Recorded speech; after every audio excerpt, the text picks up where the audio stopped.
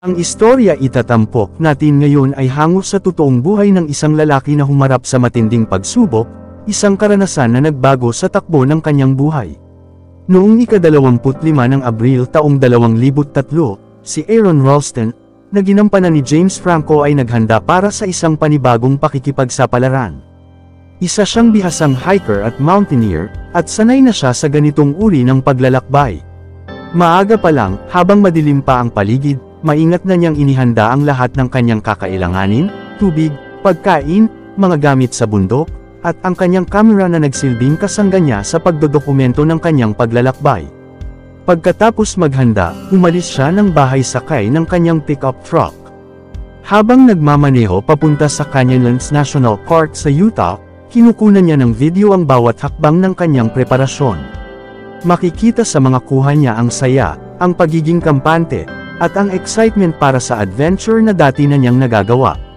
Subalit bago simulan ang kanyang paglalakad, nagpasya muna siyang huminto saglit at matulog sa likod ng kanyang pickup truck. Kinabukasan, habang tirik na ang araw, nagsimula na si Aaron sa kanyang paglalakbay. Kinaumagahan, ng Sabado tinuloy niya ang kanyang paglalakbay gamit kanyang mountain bike, na naglalayong bawasan ng 45 minuto sa tansya oras na kailangan upang marating ang kanyang destinasyon. Gayunpaman, hindi pa siya gaanong nakakalayo nang dumulas ang kanyang bisikleta, dahilan upang siya ay bumagsak sa lupa. Sa kabila nito, nasayahan pa rin siya at kinuhanan pa ng litrato ang insidente. Pinagpatuloy niya ang pagpadyak hanggang marating niya ang kanyang lokasyon.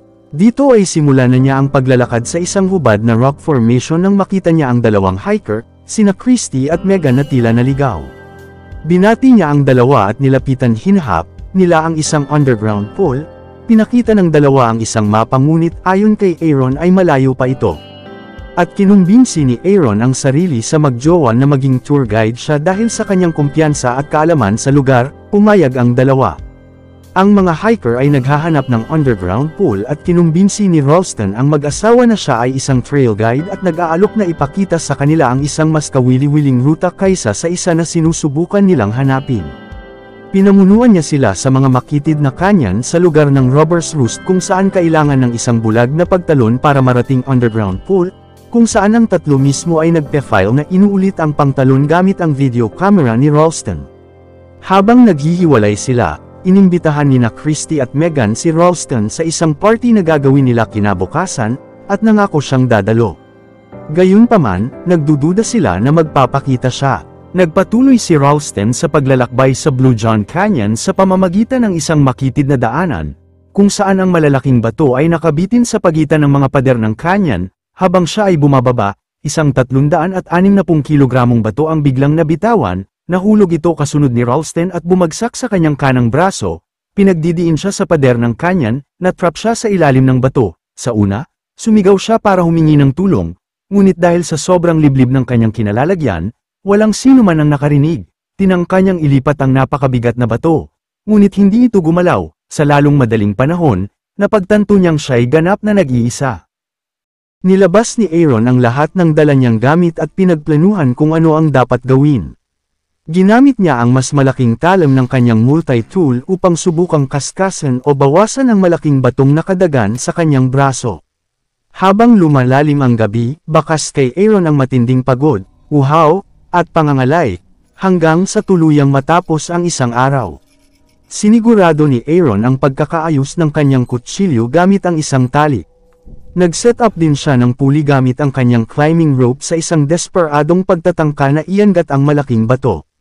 Gumamit siya ng mga lubod upang gumawa ng harness para sa kanyang sarili, upang kahit papaano ay makapagpahinga, dahil nakatayo siya ng walang tigil mula pa noong nagsimula ang pagsubok.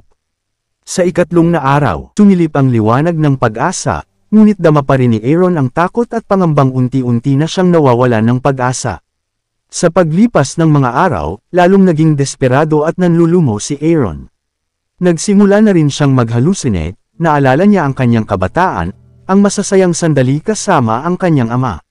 Sinimulan niyang gumawa ng video diary gamit ang kanyang camera upang i-document ang kanyang kalagayan at may parating ang mga mensahe para sa kanyang pamilya. Habang tumatagal, unti-unting nanghihina si Aaron. Ang matinding init sa araw at lamig sa gabi ay lalo pang nagpapahirap sa kanyang kondisyon. Patuloy ang kanyang mga guni-guni, ini-imagine niya ang pagdalo sa isang party na inimbitahan siya, at ang kasiyahan doon. Sa isa sa kanyang mga hallucination, napagtanto ni Aaron ang kanyang malaking pagkakamali, hindi niya sinabi sa kahit sino kung saan siya pupunta, o kung gaano siya katagal mawawala. Sa ikatlong araw, ginamit ni Aaron rope at pulley upang itali ang bato at buong lakas niyang hinatak ito paitaas. Ngunit sa kabila ng lahat ng pagsisikap, bigo pa rin siyang mapagalaw ito, dahil sa pagkaubos ng kanyang inumin kinolekta niya ang sariling ihi gamit ang water bottle, isang desisyon mahirap ngunit kailangan para mabuhay. Patuloy ang hallucinations ni Aaron na kasama nito ang dating karelasyon si Rana, mga masasaya magkakasama sila. Ika-4 na araw mas tumindi pa ang halusinasyon ni Aaron, gamit ang video, ni-record nito na tila wala na ito sa katinoan, at nawawala na ito ng pag-asa mabuhay pa. Muli naalala nito ang kanyang pamilya. Sa isang desperado, desisyon ginawa niya tourniquet, ang tali ng kanyang inumin at ginamitan ng carabiner, at hinigpitan niya ang kanyang braso, at sinaksak niya gamit ang multi-tool braso, ngunit napagtanto niyang hindi niya mapuputol ang buto.